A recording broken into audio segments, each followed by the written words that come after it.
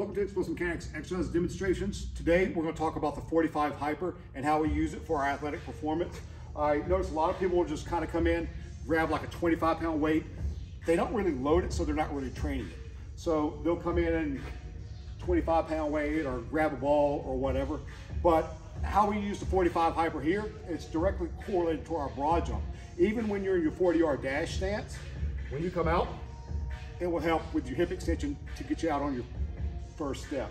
So notice how we have the 45 Hyper beefed up here, a little extra welded piece so that it can handle the load that we want. When we do the 45 Hyper, we have it set up actually for Taylor. He's a little bit taller than me. But what you want is you want the top of the pad right here at your waistline, okay? And so what we're gonna do is me and Kelvin will put the bar on Taylor's back. He's gonna round under, let the lower back stretch out, boom, then accelerate into it. Notice my toes are up and down. They're not flared out off to the side. You want your toes up and down, almost about your broad jump or your vertical jump stance. Again, we're gonna go down here, boom, accelerate, hold, squeeze the lower lumbar. You should feel this in your lower back, your glutes, and your hammies. So we're gonna get Taylor to demonstrate how it's done real quick. Notice we have the bar loaded with, this is a 65-pound bar, plus a 45 on each side, so we actually have 155 pounds here.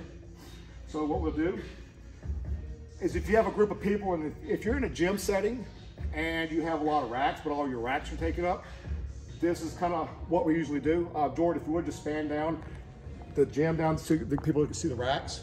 So most of the time, a lot of these racks are taken up. And so we don't want to waste time putting in a rack and just killing a station where I need a rack. So what we'll do is it's going to take 3 people to do it. You're going to have 1 person doing it, and you're going to actually have 2 people helping.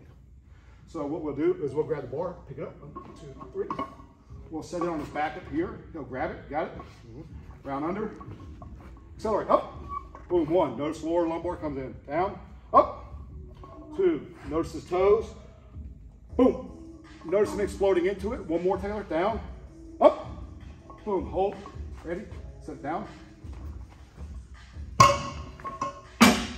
Notice how he was accelerating into the bar, just not coming over here doing partial range movements or partial movements. When you're in your broad jump, you're just like this, boom, you gotta have that hip extension, you know. You're bending more at the waist than you are at the knees. I did not mention this, but when you're on the 45 Hyper, sometimes people will feel it in the back of their knee, right here where the hamstring tendons tie in. You don't want to have your legs overly locked or it's going to pull and you'll feel some pain there. Have a slight flexion. I know I've got pants on, so you can't really see how it is in my knee, but not deadlocked, slight flex, okay? So if you're in a situation where, like, if you're at a home gym by yourself, or if you don't have extra people in the gym to spot you, what we can do is we'll pick the bar up, we'll bring it over here. We'll set it in the rack.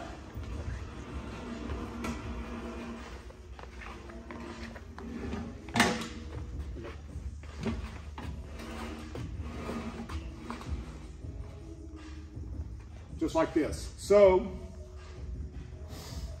all right, Taylor.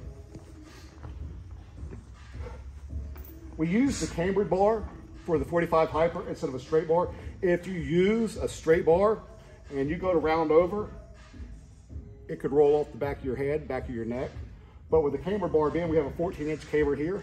It changes our center of gravity just a little bit so that we're able to load the bar heavier and get a lot of benefit up without having a straight bar and it being too much far forward on our body. So the camber bar really helps our center of gravity. All right, let's go, Taylor. So you pick it up out the front of the rack, grab the handles, get your feet back. And the nice thing about the camber bar, it also rests without having the straight bar wobble or teeter around on him. All right, let's do like 2 reps, down, up, boom. Notice the aggression. Notice how he exploded into the weight. Done, just grab the handles, roll back, set it back, and you're done. So that's how we do our 45 Hyper. Now, this pad here is a little short, so it does allow for for our knees to flex and bend a little bit like we need to take stress off the back of the knee. Now, depending on which model or which brand of 45 hyper you have, if the pad's longer, it's a little bit more stressful on the lower leg. So being if the pad is down here, it's gonna not allow that knee to flex as much, so it could cause some more stress along the backside of your knee. This has been my favorite model out of the other models that have been made. That's why we've taken it, we've beefed it up, because it's not the most beefiest of 45 hypers. But as far as function and how it feels and the actual angle, some of the 45 hypers are maybe a little bit too low, and we're not getting the stress where we need it. So we could demonstrate some different 45 hypers later, but for our purposes and athletic performance, this is what we do to drive our lower back strength up, isolate it. Again, you feel it in your lower back, your hamstrings, and your glutes. So thank you all for watching. Thank you for listening. This is Taylor. You want to give a shout out on his IG or Instagram or anything? Oh yeah, at Taylor_McCauley. Go ahead and follow at GT Football. What about, we got Jordan Yates behind us on the camera. Jordan, you want to shout out any of your Instagram? Jordan Yates at J Yates. That's all I got. That's all you got. So anyway, this is Kelvin. I'm pretty sure Kelvin don't care, do you? Okay. So anyway, thanks Kelvin for helping. Thanks Taylor. Thanks Jordan. Thank you all for watching. If you have any questions or comments, please email me at info@explosivemechanics. You can message me at Explosive Mechanics on Instagram or Twitter at ExplosiveMBC. Thank you.